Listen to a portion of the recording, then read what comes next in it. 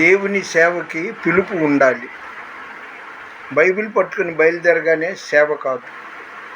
ఇంటింటికి వెళ్ళి నేను సేవకుడని చెప్పుకోవడం సేవ కాదు. దేవుని పిలుపు ఉంటే సేవలో ఎన్నో ఆటుపోట్లు ఉంటాయి. నా మట్టుకు నేను చెప్తున్నానుగా, సుమారు 40 ఏళ్ల వయసులో నేను సేవలోకి దేవుని చేత నియమింపబడ్డాను.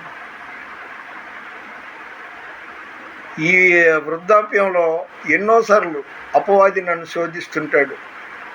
ఎందుకయ్యా బాబు, శుభ్రంగా ఏదో ఆలోచనలు కలిగిస్తుంటాడు.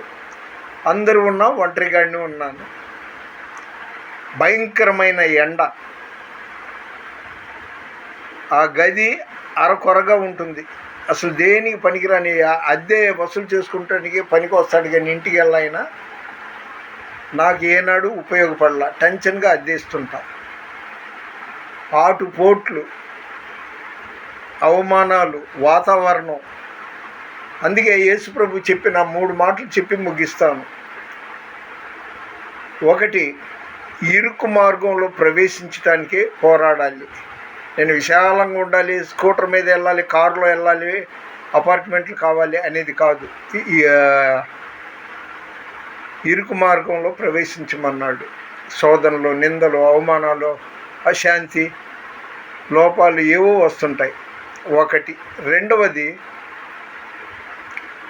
దుఃఖపడువారు ధన్యులు, వారు ఓదార్చబడుదురని మత్తయి సువార్త 5వ అధ్యాయంలో ఉంది.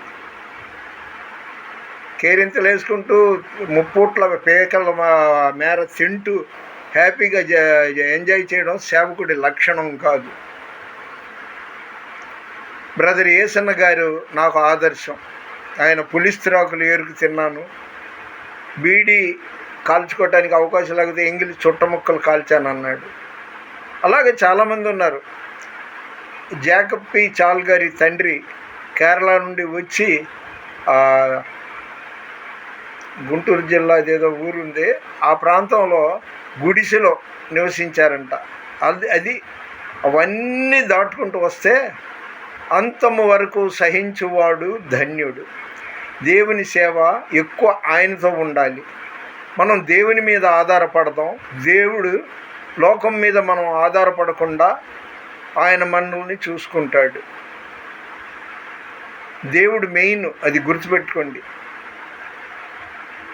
రేయి మొదటి జాము లేచి నాకు మొర్రపెట్టమని విలాప వాక్యాలు 2వ అధ్యాయం 19వ వచనంలో ఉంది.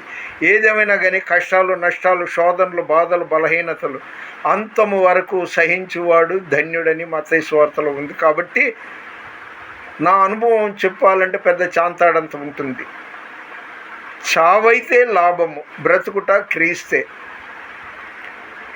ప్లీజ్ షేర్ చేయండి, లైక్ చేయండి, సబ్స్క్రైబ్ చేయండి. దేవుని పరిచర్యలో మీ రత్నం ఫ్రాన్సిస్. God bless you.